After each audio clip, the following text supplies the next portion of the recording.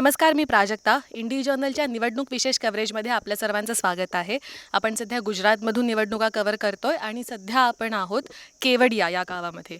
आपल्याला माहितीच असेल, हे गाव त्या 6 गावांपैकी आहे जे इथं स्टॅच्यू ऑफ युनिटी जो सरदार वल्लभभाई पटेल यांचा जगातला सर्वात उंच पुतळा म्हणून ज्याला प्रमोट केलं गेलं, म्हणून ज्याच्याबद्दल सगळीकडे बोललं गेलं, एक टुरिस्ट अट्रॅक्शन ज्याला बनवलं गेलं, तर तो उभारण्यासाठी ज्या आदिवासी गावं इथं बाधित झाली, ज्या आदिवासी गावामधल्या लोकांना त्यांच्या जमिनी गमवाव्या लागल्या, त्यांची हक्काची घरं गमावी लागली, तर आपण त्यापैकी एका गावामध्ये आहोत. केवडिया या गावामध्ये आपण आहोत आणि इथल्या आजूबाजूच्या गावांमध्ये फिरून आपण इथल्या स्थानिकांशी बोलून बाहेर आपल्याला इथं दिसतंय की एकदम चकाचक रस्ते आहेत. इथं आपल्याला दिसतंय की इथं मोठमोठे रेस्टॉरंट्स आलेले आहेत. मॅकडॉनल्डसारखे रेस्टॉरंटची चेन इथं पोहोचलेले आहेत. मात्र या सगळ्याच्या अगदी काही मीटर आतमध्ये जर आपण आलो तर इथल्या गावांची स्थिती कशी आहे आणि इथल्या स्थानिकांची स्थिती कशी आहे हे आपण जाणून घेणार आहोत. माझ्यासोबत आहे रोमा मकाती आणि जय व्यास. 1961માં અમારી લડાઈ અહીંયા ચાલુ થઈ રહેલી છે. તો પણ અમને સરકારે આજ સુધી અમને કંઈ વળતર, અમારી જમીનો બરબાદ કરી નાખી, તો વળતર નથી આપેલું અમને, કશું જ નહીં. ડેમમાંથી એ લોકોએ અમારી જમીનો પચાવી લીધી, તો અસરગ્રસ્તો ગયેલા, તે લોકોને અસરગ્રસ્તોને રહેવા માટે પણ હજુ એ લોકોના ઠેકાણા નથી અમારા આદિવાસી વિસ્તારને. જળ જંગલ અમારું બધું છીનવાઈ ગયું આદિવાસીનું. તો જળ જંગલ છીનવાઈ ગયું ને આદિવાસી વિસ્તારને બધો જ ખતમ કરી નાખ્યો. तर आता आपण आलोय छोटा उदेपूर या शहरामध्ये आणि आता आपण जी केवडिया वागडिया ही गावं जी पाहिली आणि ही सर्व 6 जी गावं होती ही गुजरातच्या छोटा उदेपूर या मतदारसंघात येतात. आणि इथं आपण बोलणार आहोत गुहाभाई राठोड यांच्याशी, ज्यांनी फक्त केवडियामधल्या नाही तर संपूर्ण गुजरातमधल्या वेगवेगळ्या ठिकाणच्या आदिवासींसोबत काम केलं है. गुहाभाई, मैं अभी कह रही थी कि आपने पूरे गुजरात में आदिवासियों के साथ काम किया है, केवडिया के आदिवासियों के साथ भी आपका संपर्क रहा है और ये वो जो हिस्सा है वो अभी यहाँ पे छोटा उदेपुर कॉन्स्टिट्यूएंसी में आ रहा है और अभी साथ में कोई इलेक्शन है. तो इस कॉन्टेक्स्ट में हम जो अब अभी केवडिया में जाके आए तब हमने देखा कि काफ़ी थोड़ी सी निराशा है लोगों में, क्योंकि बहुत सालों से ये जो एक तरीके से जुल्म झेल रहे हैं और ये सब विकास के नाम पे चीज़ें लाई जा रही है, लेकिन उसका क्या इम्पैक्ट हो रहा है आदिवासियों के जीवन पे वो हम देख रहे हैं. उनके पास कुछ नहीं है, उनकी रोजी रोटी उनसे छीनी जा रही है. तो इस सब कॉन्टेक्स्ट में आप कैसे देखते हैं कि केवडिया में इस टाइम पे सिचुएशन क्या है और लोग चुनाव को कैसा रिस्पॉन्ड कर रहे हैं, ऐसे आपको लग रहा है? मतलब केवड़िया और ये हमारी कॉन्स्टिट्यूंसी का भी बहुत सारा बूथ वहाँ पे है. एक तरह से जब स्टैच्यू ऑफ यूनिटी केवड़िया के आसपास में बनने को जा रहा था तो आदिवासियों को दबाया गया, धमकाया गया, उसको लालच दिया गया, आपको जॉब मिलेगा, एम्प्लॉयमेंट मिलेगा, यहाँ पे बहुत डेवलपमेंट होगा. और ऐसा करके सरकार ने वहाँ पे एक फाइनली वो स्टैच्यू बना दिया. और लोगों को ये अपेक्षा थी कि सरकार ने अगर ये किया है डेवलपमेंट के नाम पे, जो अगर होगा तो हमको एम्प्लॉयमेंट मिलेंगे, हमारे लोगों को अच्छी इनकम आएगी. लेकिन स्टैच्यू बनने के बाद धीरे धीरे आदिवासियों को वहाँ से हटाया जा रहा है और मान लीजिए उनको न तो रोज़गारी दी जा रही है और पूरा का पूरा केवड़िया के आसपास का इतना बड़ा वो बन रहा है कि आदिवासियों को वहाँ रहना ही मुश्किल हो गया. और हम सबको मालूम है कि आदिवासी कम्युनिटी अपने अलग तरीके से वो जीना जीती है, उनका घर भी अलग है, उनका इलाका भी अलग है. जो हम लोग जिसको मेनस्ट्रीम सोसाइटी जिसको डेवलपमेंट बोलती है, वो डेवलपमेंट आदिवासियों के लिए डेवलपमेंट नहीं है. वो तो जंगल में कुदरत के साथ अपना सानिध्य में वो जीवन बसा कर रहे हैं. तो एक हिसाब से देखें तो आदिवासियों में मैं निराशा नहीं कहूँगा, लेकिन मुझे लग रहा है कि ये प्रशासन के विरुद्ध उनका आक्रोश है. और हम लोग अभी ये जो चुनावी कैंपेन चल रहा है उसमें हम देख रहे हैं कि हर जगह पे भाजपा का विरोध हो रहा है. उसका अगर कोई जो मुख्य रीज़न है तो वो एक ये है कि सरकार ने जो आदिवासियों के विकास के लिए जो वादे किए हैं, या तो जो पॉलिसी पहले थी या तो भाजपा सरकार ने पिछले 10 सालों में कुछ पॉलिसी या एक्ट बनाया, वो सिर्फ बनाया है लिफाफोती के लिए. उसका इम्प्लीमेंट के नाम पे अगर देखा जाए तो वो बिल्कुल जीरो है. तो अभी यहाँ पे जो इलेक्शन है तो केवडिया और यहाँ पे आसपास के 26 गांवों ने इलेक्शन को बॉयकॉट किया है. यहाँ पे लोग चुनाव में वोट करने नहीं जाएंगे ऐसे बोला है. तो इस बारे में आप बता सकते हैं कि ये कितने लोग हैं, कितने गांव हैं और उन्होंने क्यों ये डिसीजन लिया है? एक्चुअली यहाँ पर ऐसा हुआ है कि केवड़िया के आसपास अभी जो स्टैचू ऑफ यूनिटी जो बना हुआ है, तो यहाँ पे स्टैचू ऑफ यूनिटी जब बना तो यहाँ के ट्राइबल्स लोगों को लगा कि हमारा भी डेवलपमेंट होगा। पर जब जाके उन्होंने यहाँ की स्टेट गवर्नमेंट ने 2019 में स्टैच्यू ऑफ यूनिटी एक्ट बना दिया, जो म्यूनसिपैलिटी एक्ट है, जो शेड्यूल एरिया में अब आता है, और यहाँ का जो इलाका है वो शेड्यूल 5 इलाके में आता है ट्राइबल्स में। तो यहाँ पे म्यूनसिपैलिटी एक्ट लागू नहीं हो सकता, जो एक इनकॉन्स्टिट्यूशनल है, ठीक है। तो वो उन्होंने उसके ऊपर जाके भी यहाँ पे ये म्यूनसिपैलिटी एक्ट लगा दिया है, और उसमें करीब 26 से 30 गांव यहाँ के लिए हुए हैं। तो वैसे भी यहाँ पे जो चुनावी मुद्दा था उसमें जो स्टैच्यू ऑफ यूनिटी आने से पहले सरदार सरोवर नर्मदा निगम का जो डेवलपमेंट हुआ और जो बांध बना था नर्मदा बांध, तो उसमें करीब यहाँ के आगे के गाँव में 6 गाँव में इश्यूज़ था पहले से, जो लैंड एक्विजिशन को लेके। तो कहीं ना कहीं उन्होंने प्रॉपर वे में यहाँ पे लैंड एक्विजिशन प्रोसेस नहीं किया था 1961 में। तब से लेके हमारा यहाँ पे ज़मीनी मुद्दा चल रहा है, और उसके बाद यहाँ पे आज तक हमको ना ही लैंड एक्विजिशन प्रोसेस उन्होंने कंप्लीट किया था, और ऐसे भी ये लैंड एक्विजिशन लेफ़्ट हो चुका है 61 से, ठीक है। उसके बावजूद भी यहाँ पे लोगों को 6 गाँव के लोगों को ये ज़मीन वापस नहीं दिया गया, और उसके बाद 2019 में statue of unity authority act लागू करके यहाँ की सारी ज़मीनें स्टैच्यू ऑफ यूनिटी डेवलपमेंट में ले ली गई। और उसके बाद यहाँ पे आप जो भी डेवलपमेंट देख रहे हैं वो एक टूरिज़्म के नाम से, और यहाँ के ट्राइबल्स लोगों की ज़मीन को टूरिज़्म के माध्यम से प्राइवेट सेक्टर को दी जा रही है।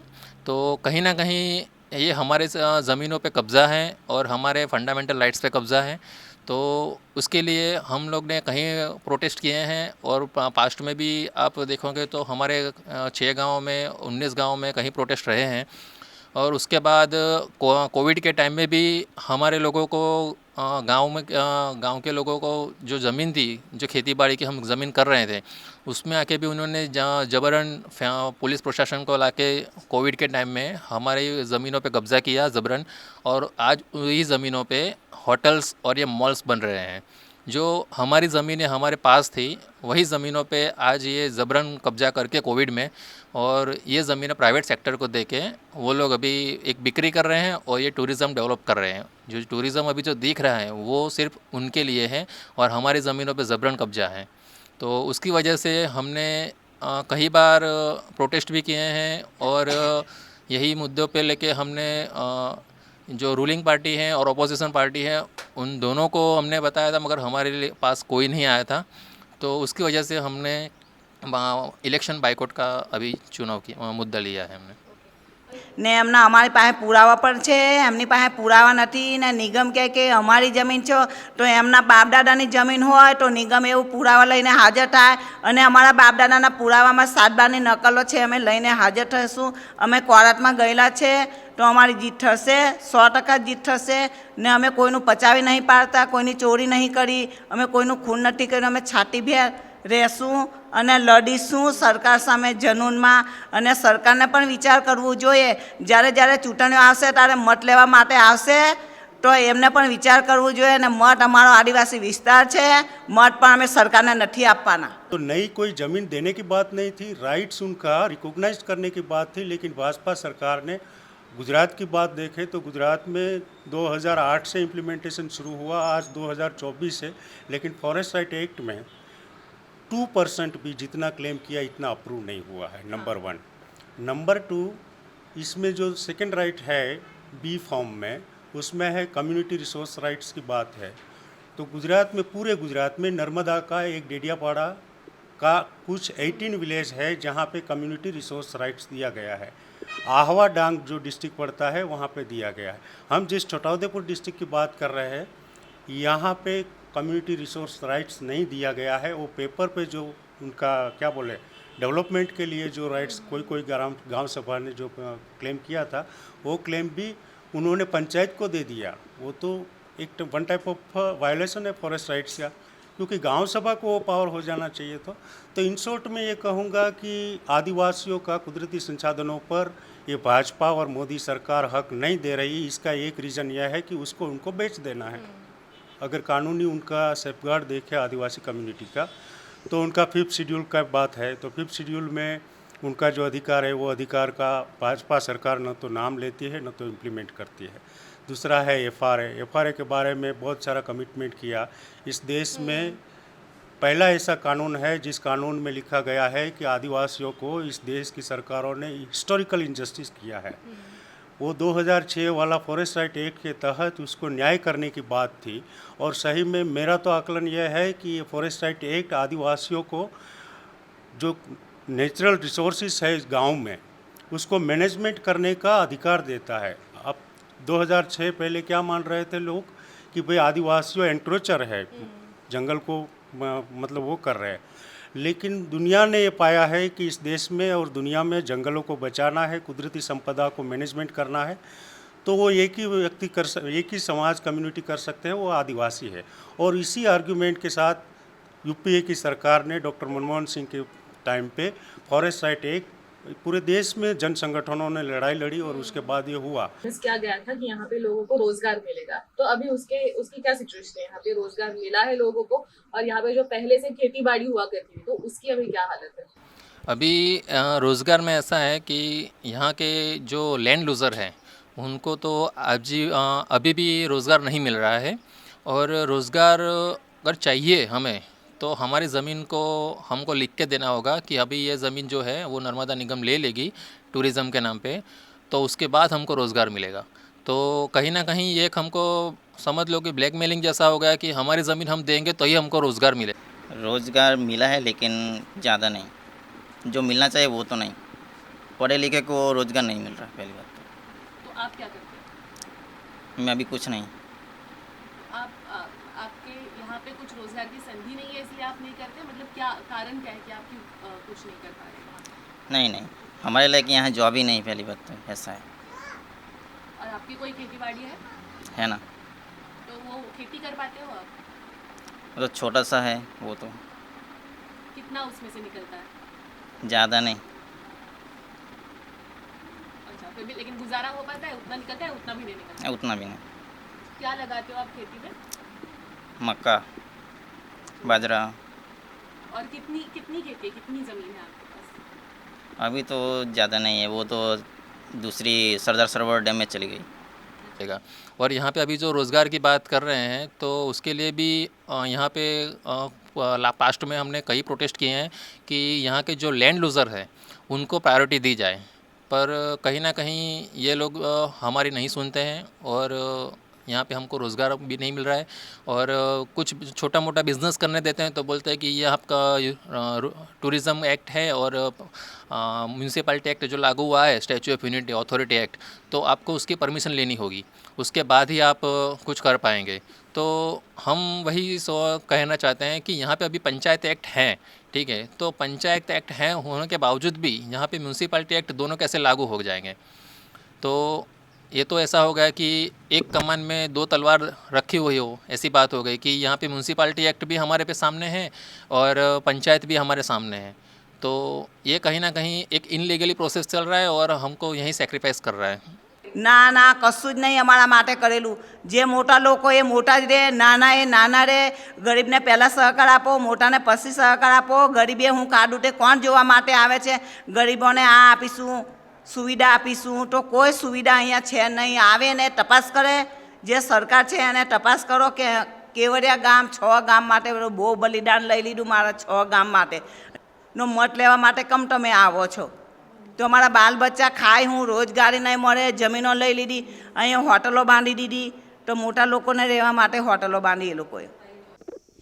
सततची पोलिसांची दडपशाही, कधीही काहीही इथं कार्यक्रम असला किंवा इथं मोठे नेते येणार असतील तर इथल्या लोकांना, स्पेशली जे चळवळीत इथे लोक ॲक्टिव्ह होते, जे लोक लढत होते त्यांच्या जमिनीसाठी, त्यांच्या जंगलासाठी, त्यांच्या पाण्यासाठी, त्यांना सतत होणारे हाऊस अरेस्ट किंवा त्यांना सतत होणाऱ्या अटका, याच्यामध्ये हे गावकरी इथं जगत आहेत, हे आदिवासी इथं जगत आहेत।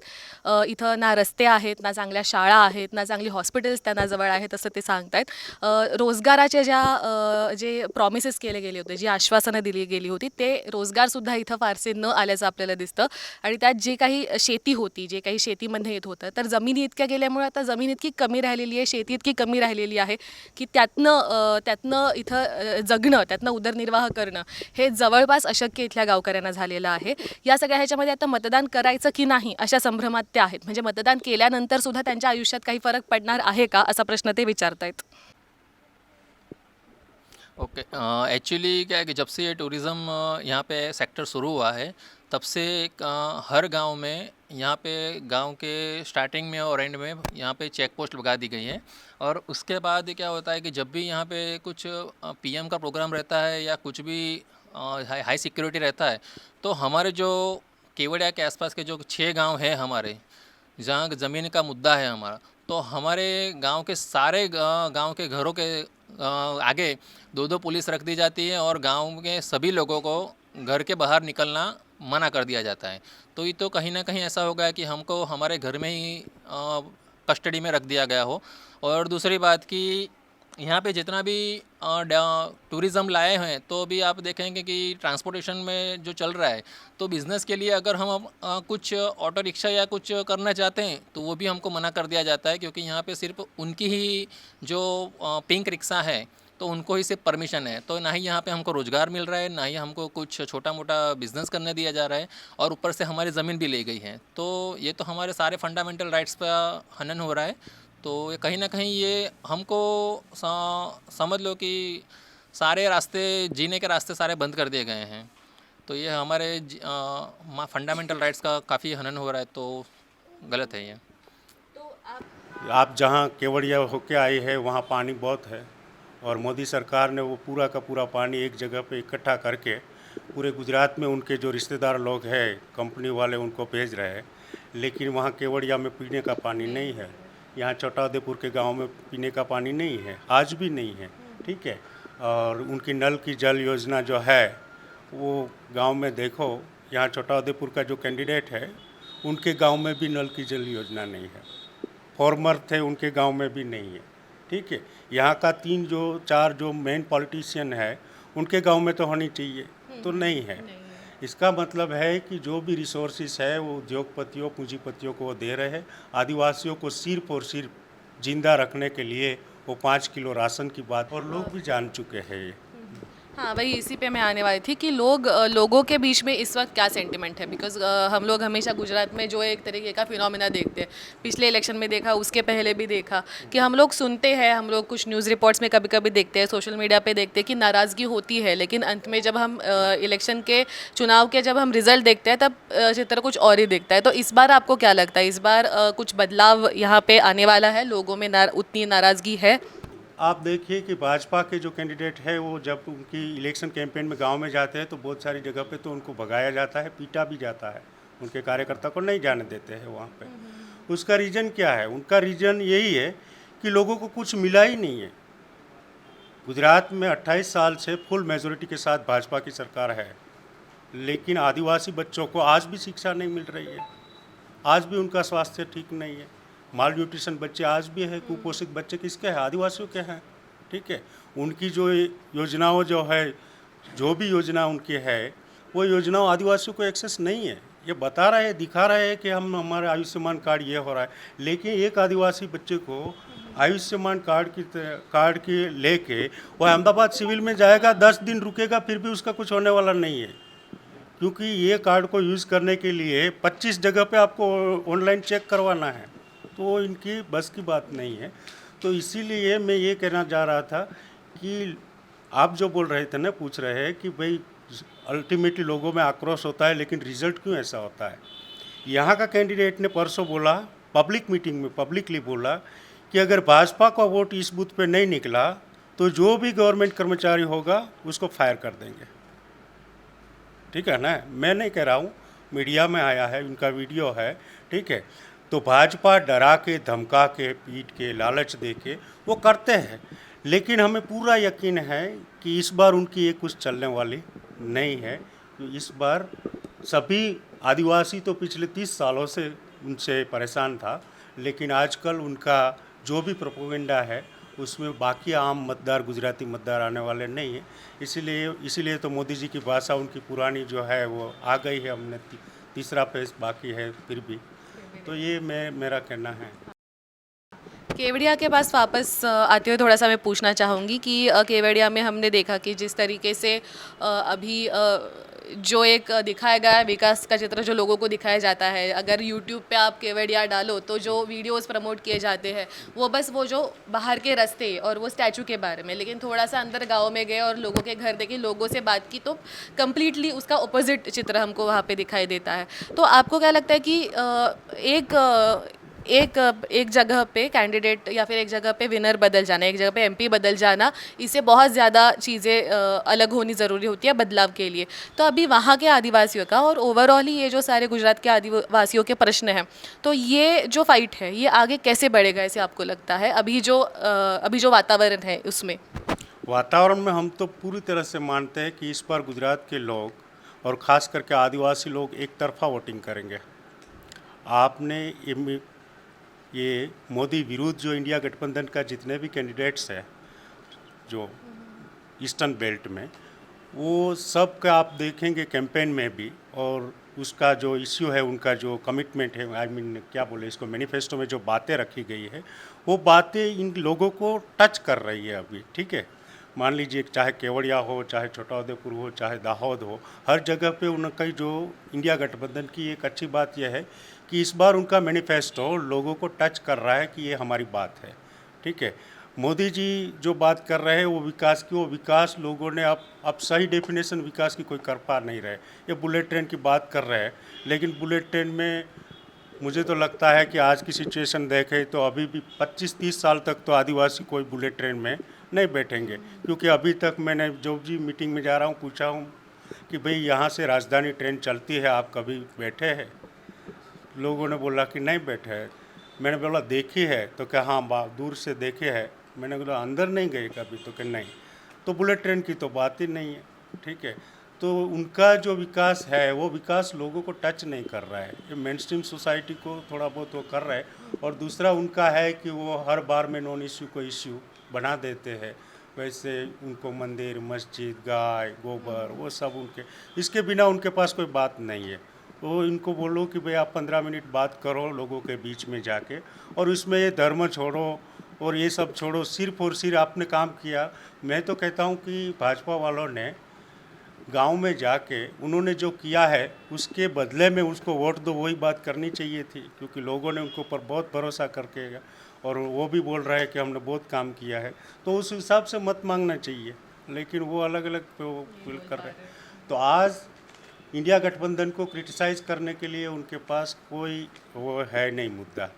હવે સ્ટેચ્યુ ઓફ યુનિટી જ્યારથી આવ્યું છે ત્યારથી તમારા જીવનમાં શું ફરક આવ્યો છે? તમારો રોજનું રોજ તમારું જે જીવન પહેલાં હતું અને હવે જે છે એમાં તમે તફાવત કંઈ કહી શકશો મને? તફાવત તો ઘણો જ છે, કેમ કે પહેલાં શાંતિથી જીવી શકતા હતા, શાંતિથી ખેતર જતા હતા, શાંતિથી અમે ખેતીવાડી કરતા હતા, અમારા ઘરનું કામ શાંતિથી પતાવતા હતા. હમણાં એ આવ્યા પછી અમને એટલી મુશ્કેલીઓ પડે, ખેતરમાં જવાની હો મુશ્કેલી પડે, વાહન વ્યવહાર ચાલે તો અમને રોડ ઓળંગીને જવાનો પણ તકલીફ પડે, અમને ખારીઓવાળા ઢોળ વાછીરું છોડવાનું હો અમને તકલીફ પડે, ગાય ભેંસ અમારે ખેતર લઈ જવી હોય તો હો અમને તકલીફ પડે. આવું છે અમારામાં, એટલે અમને બહુ જ મુશ્કેલી પડે હમણાં ઘરમાં રહેવાની હોય. ને કંઈક નવું નવું આવતું જાય તો અહીં પોલીસ મૂકી દે, તો અમને ખેતર પણ ન જવા દે. તો ખેતરમાં અમારા ઢોળ વાસીરા ખાઈ જાય અમારું અનાજ, તો અમે પછી શું કરીએ? અમે જીવીએ કઈ રીતે? हमारे अनाज पकवानी को बहुत मुश्किल पड़े. नहीं, एक्चुअली क्या था कि पहले जो ज़मीन थी हमारी, तो वो सब तो हमारे पास ही थी, हमारे कब्ज़े में ही थी। ठीक है, तो उसके बाद कोविड आया 2020 में, तो कोविड के टाइम तो घर से बाहर निकलना मना था। तब इन्होंने क्या किया कि जो हमारी ज़मीन थी हमारे कब्ज़े में, वो ज़मीनों पे इन्होंने फेंसिंग करके कब्ज़ा कर लिया, और आज वो ज़मीनों पे होटल्स बना रहे हैं, और वहाँ पे हमको जाने से ये मना कर दिया गया है। और ऐसे ही हमारी ज़मीनें सब कब्जा कर ली उन्होंने, गवर्नमेंट ने ले ली है। और दूसरी बात कि यहाँ पे हमारे जो भी पशुधन थे, ठीक है, तो उनको भी हम यहाँ पे एक्चुअली पंचायत है और हमारा गांव है।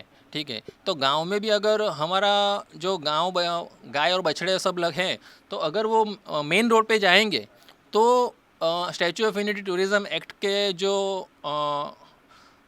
गांव पकड़ने वाले हैं, तो उनका पूरा कैबिन आएगा और सब यहाँ गांव के सारे बछड़े और गांव को पकड़ के लेके जाएगा, और फिर वो वहाँ पे ले जाएंगे। उसके बाद हमको पेनल्टी देना है और उसके वहाँ पे उसको छुड़ाना है। तो ये हम बोल रहे हैं कि अब पंचायत में हमारे गांव में आप कैसे एंटर होते हैं, बोलते हैं कि यहाँ टूरिज़्म एक्ट है और ये म्यूनसिपालिटी एक्ट है, तो म्यूनसिपालिटी के हिसाब से आप ये जो एरिया है जितने भी गांव है उसमें आप ये गाय बछड़े हैं ऐसे नहीं चरा सकते। तो ये ऐसा हो गया कि यहाँ म्यूनसिपालिटी एक्ट भी लगा रहे हैं टूरिज़्म के माध्यम से और पंचायत भी है, तो दोनों हमारे पे लागू कर रहे हैं गलत तरीके से। કાચા રસ્તા છે મારા ગામડામાં કોઈ નહીં કરે એ તો મોટા લોકોને ચાલવા માટે હાઈવે બનાવી દીધો તો મોટા લોકો હાઈવે પર દોડીને જાય ગામડામાં કોણ પૂછે ગરીબ માણસોને એ પણ સરકારને ગામડે આવીને તપાસ કરીને તમે જુઓ તો સરકારને એવું થાય કે ના ગામડામાં બરાબર છે એમ તમે કોઈ બી ગામમાં જઈને તપાસ કરો પહેલાં जी, एक्चुअली ऐसा है कि जो पिंक रिक्शा है तो वो चलाने के लिए हमारी जो ट्राइबल्स की लेडी हैं उनको ही ट्रेनिंग दिया गया है और उनको दिया है, पर वो एक रेंट पर्पज़ पर है। उनको पर डे उनको 900 से 1100 रुपीज़ उनको पे करना रहता है और उसके बाद जो कुछ बचेगा तो वो उनका रहेगा, ऐसा है। तो उसके बाद भी ये ई रिक्शा उनकी नहीं होगी। तो ऐसा तो ये तो होगा कि यहाँ पे जो भी टूरिस्ट आएंगे तो उनको दिखेगा कि हाँ ये पिंक रिक्शा मिल गई है तो ट्राइबल्स लोगों का डेवलपमेंट हुआ है, पर ऐसा नहीं है। ये लोग पिंक रिक्शा भी रेंट पे दिया हुआ है कि जो पर डे उनको 900 से 1100 रुपीज़ पे करना रहता है स्टैचू ऑफ यूनिटी में। यहाँ का जो जंगल है वहाँ सब जो पॉलीथीन है वगैरह कचरा सब डालते हैं तो वो सब नष्ट हो रहा है। यहाँ की जो प्रकृति है वो सब नष्ट हो रही है, पानी गंदा हो रहा है, तो इस वजह से सबको तकलीफ है यहाँ पे। તો તમે અત્યારે પાણીને બધું ક્યાંથી લાવો છો? પાણી ને આ બધું અમારે નંદિયાથી લાવવું પડે। અચ્છા, અને આ લોકો જે સરકાર એવું કહી રહ્યા છે કે પહેલા કરતા હવે વિકાસ આવ્યો છે સ્ટેચ્યુ ના, ઓફ કશું વિકાસ નથી સ્કૂલો ને અમારે। એવું બધું ક્યાં છે? કેટલા ના નજીક કશું છે? જ ના મળે અમારા ગામમાં, સ્કૂલ ના મળે, કંઈ ના મળે, કેમ કે ખાલી જૂની નિસાર છે પ્રાથમિક શાળા એટલી જ છે, બાકી બીજી નવું કોઈ જ ના મળે પણ કશું। ગામમાં કઈ તફાવત આવ્યો છે જ્યારથી ના, ના, સ્ટેચ્યુ ના। ઓફ યુનિટી બની છે? કઈ નવું કશું બન્યું છે? ના, કશું જ બન્યું નથી। અને પંચાયત કેવી છે અહીંયાની? પંચાયત હા 2 વર્ષથી આ પંચાયતનું કામ અમારું અટકાવી દીધું। શું કામ અટકાવ્યું છે? અમારે હા હોસ્પિટલ ને સ્કૂલો પણ અહીંયા કેવડિયા છે હોસ્પિટલ એ પણ નવી બાંધવાની છે ને હજુ બાંધી નથી ને ભાંગી ગયેલી છે ત્યાં અહીંયા ઓફિસમાં હમણાં અત્યારે છોકરાઓને મૂકેલા છે હોસ્પિટલ અહીંયા ગરડેશ્વર 2-3 કિલોમીટર જેવું થાય છે 4 કિલોમીટર ગરડેશ્વર હોસ્પિટલ છે હા ના ના એ તો અધૂરી અમારે તો બરોડા જવું પડે અમદાવાદ જવું પડે ને જે પેલા કાર્ડ બનાવેલા છે એ કાર્ડ તો મારા નર્મદા જિલ્લામાં કામ ના ચાલે એ લોકો તો વડોદરા અમદાવાદમાં કાર્ડ ચાલે છે પેલું આયુષ્માન કાર્ડ ખરું ને હા એ કાર્ડ અહીંયા કોકને છે કોકને નથી એ લોકો અહીં કાર્ડ મારા ગરડેશ્વર તાલુકો છે નર્મદા જિલ્લો છે અહીંયા તો અમારા કાર્ડ નહીં ચાલે તો અમારા લોકોને બરોડા અમદાવાદ હોસ્પિટલમાં જવું પડે અહીંયા તો અમારું કંઈ આ કાર્ડ ચાલતું નથી અહીંયા ગાડી कुछ फ़ायदा होगा? जी, एक्चुअली उसमें ऐसा है कि यहाँ पे आज तक हमारा जो ये ज़मीनी मुद्दा है वो 1996 का है, ठीक है। तो तब तो कांग्रेस की सरकार थी, तो तब से लेके आज हमारा इशू आज तक हमारा रहा है। और 1996 से जब 62 में जो सरदार सरोवर बांध है, तो सरदार सरोवर बांध का जो मेन जगह था वो यहाँ से 6 किलोमीटर दूर चला गया, तो उसके बाद ये लैंड एक्विजिशन लेफ़्ट हो गया है, ठीक है। तो तब से हमारी ज़मीन एक्चुअली हमारे ट्राइबल्स को वापस दे देनी चाहिए थी, पर वो नहीं किया गया। और उसके बाद अब जाके ये ज़मीन 2017 में ये डैम प्रोजेक्ट कंप्लीट हो गया, तो उसके बाद भी हमारी ज़मीन वो 100% भी अभी क्लियर भी हमारे पास ही थी, ठीक है। और उसके बाद उन्होंने 2019 में ये एक्ट लाके टूरिज़्म एक्ट लाके बोल दिया कि अभी जो भी ज़मीन है सरदार सरोवर की वो सब ज़मीन अभी टूरिज़्म में चली जाएगी और आपको यहाँ से अभी खदेड़ दिया जाएगा। એ લોકો તો પ્રધાનમંત્રી આવે ત્યારે મને નજર કેદમાં પુલિસો મૂકી દે ઘરથી બહાર નહીં નીકળવા દેવાના એ લોકોએ મને ના ના ના ઘરમાં જ રહેવાનું કામે પણ નહીં જવાનું અને ખેતરમાં પણ નહીં જવાનું ઘરે જ રહી જાય પુલિસ ગામમાં બધા 6 ગામમાં પુલિસો મૂકી દે એટલે લેડીસો હોય જેન્ટ્સ હોય એ લોકોને છોકરાઓને ગામમાં પણ ફરવાનું નહીં મુખ્યમંત્રી આવે ત્યારે तो उन्होंने कहीं प्रोटेस्ट भी किए हैं हमारे सामने और कहीं ना कहीं ज़बरन हमारे पे ज़मीनों पे कब्जा किया, तो उसके सामने हमने कहीं बात भी रखी। कोविड के टाइम पे हमारी गांव की लड़कियों को और माँ बहन दीकरियों को उनको भी गांव से कोविड में घर से बाहर निकाल के मारा हुआ है। એ લોકો તો એવું કરે છે કે અમારા આદિવાસી વિસ્તારને શું કરે સરકાર પોલીસ તંત્ર દ્વારા દંડા મરાવે અમારા આદિવાસી બહેનોને ભાઈઓને છોકરીઓને. તો આ તો કંઈ સરકારની રીત છે જે મણિપુરમાં કર્યું એવું અહીંયા મારા કેવડિયામાં કરે છે એ લોકો. जी नहीं, यहाँ पे एक्चुअली क्या है कि हम पहले से यही बात बता रहे हैं कि यहाँ पे अभी पंचायत एक्ट है। यहाँ पे हमारा पंचायत में चुनाव भी सरपंच की बॉडी भी है।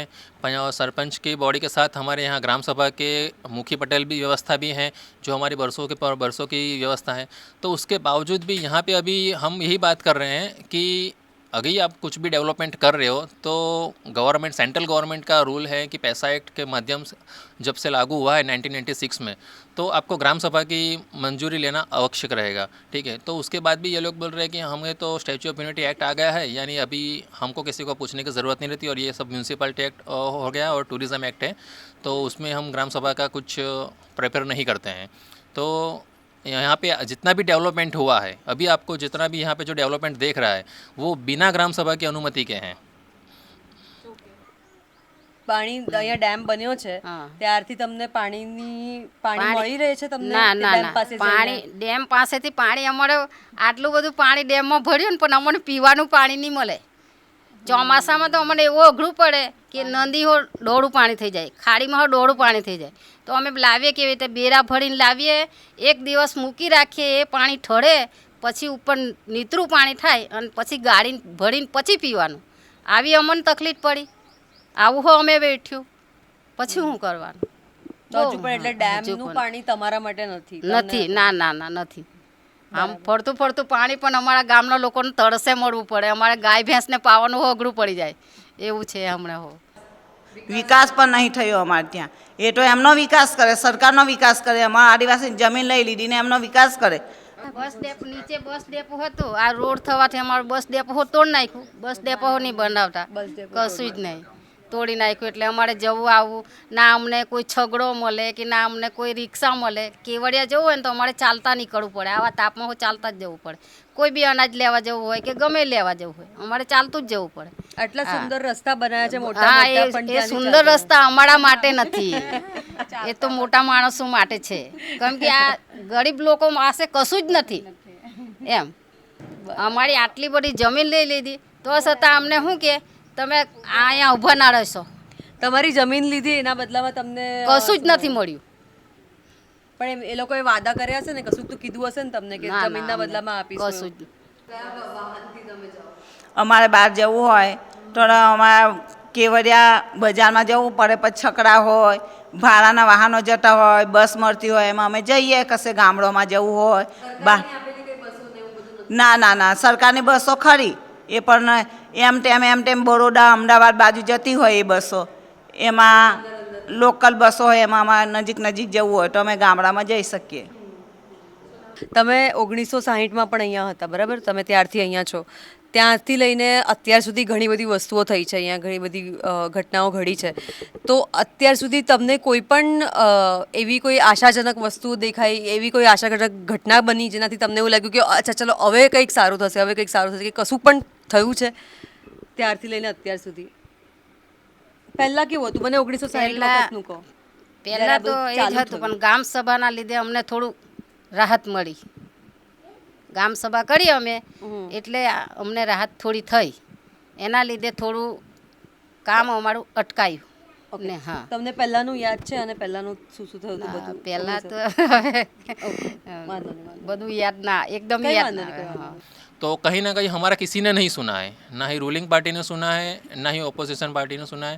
तो उसकी वजह से हमको ऐसा लग रहा है कि अभी हमारी लड़ाई में ना ये पैसा कानून है, फिर भी हमारे ओपोजिशन लीडर भी हमारे सपोर्ट में नहीं है, तो उसकी वजह से हम अभी ये बाइकआउट का कर रहे हैं।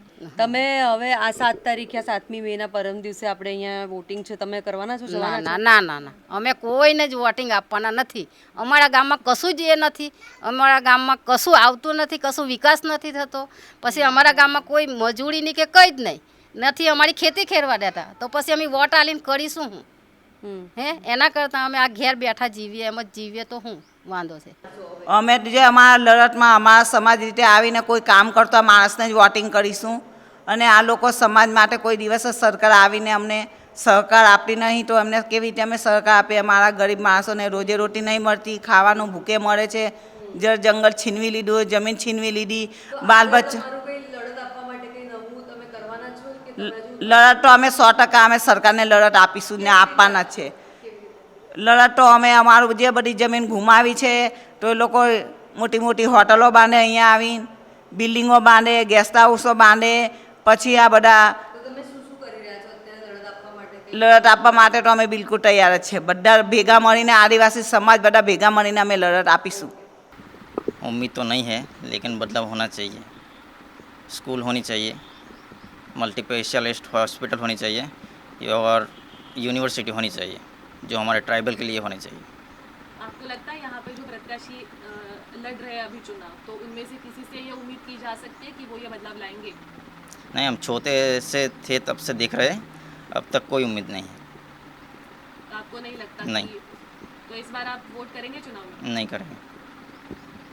लेकिन आपको लगता है कि कुछ जगह पे ये एमपीज चेंज होने से, कुछ जगह पे आदिवासी बहुल जगह पे स्पेशली अगर जो ये कॉन्स्टिट्यूंसीज है यहाँ पे बीजेपी के प्रत्याशी जो है तो वो ना जीतने से बदलाव हो सकता है या फिर बदलाव की उम्मीद की जा सकती है आगे चल के? मतलब आप कह रहे हैं कि बीजेपी, आदिवासियों के। हाँ, नहीं, ये तो आपको मालूम है कि इस देश में एक वोट की भी कीमत है. एक वोट से भी कुछ न कुछ आपको हमने देखा है कि केंद्र सरकार भी गिरी है. तो ये एक एमपी अगर बदल गया तो स्वाभाविक तौर पे उसमें बदलाव आ जाएगा. मैं एक सिंपल सा दाखला आपको एक बात बोलूँ कि हमारा जो अभी ये हमारा मतलब ये इंडिया गठबंधन का जो कैंडिडेट है सुखराम भाई राठवा, उनका कमिटमेंट है कि अगर ये जीत गया तो यहाँ की जो राठवा कम्युनिटी है, आपको मालूम है 8 लाख वोटर है यहाँ पे, इनमें से 7.5 लाख सिर्फ राठवा है. उनका मेन जो प्रॉब्लम है वो प्रॉब्लम है कि उनका कास्ट सर्टिफिकेट इश्यू नहीं कर रहे हैं. अगर एमपी बदल गया तो वो बदलाव आ सकता है. तो तुरंत आ जाएगा, स्वाभाविक ही तौर पे आएगा. उनका वो है, वो नहीं करेंगे. इनको मालूम है इनके लड़के को, सामने वाला भाजपा वाला जो कैंडिडेट है उनके लड़के का भी कास्ट सर्टिफिकेट नहीं इश्यू हो रहा है, लेकिन उनकी पार्टी की पॉलिसी नहीं है, ठीक है, तो वो वहाँ बात नहीं करेंगे, लेकिन ये करेंगे. समझ गए? अगर उनकी सरकार कांग्रेस की नहीं बनी तो ये ओपोजिशन में लेके बात उठाएंगे, अगर बनी तो भी उठाएंगे. आप समझ गए? पार्टी की जो पॉलिसी होती है इसमें एक कैंडिडेट, एक वोट का भी इम्पोर्टेंस रहता है. इसीलिए हम मानते हैं कि लास्ट टाइम जो उनका 2626 सीट थी हमारी आदिवासियों की और गुजरात के लोगों की, जनता की, संसद में बात करने वाला ही कोई नहीं था. और इस बार हमको पूरा यकीन है कि हमारे बहुत सारे लोग वहाँ जाएंगे. उसका 400 पार वाला तो अब लोग भूल गए अब, ठीक है, अब 400 पार की बात नहीं कर रहे कोई एनडीए वाले, ठीक है. तो इस हिसाब से हमें पूरा यकीन है कि इस बार बदलाव होगा, परिवर्तन होगा. थँक्यू. ये थे गुहाबाई राठोड. और जैसे हमने अभी देखा, जसं आपण आता पाहिलं की यांना विश्वास वाटतोय की आदिवासी बहुल भागामध्ये बदल होऊ शकतो आणि झालेला छोटा बदलसुद्धा गुजरातमधल्या आदिवासींसाठी मोठा एक बदल आणू शकतो, त्यांच्यासाठी मोठा परिणामकारक तो ठरू शकतो.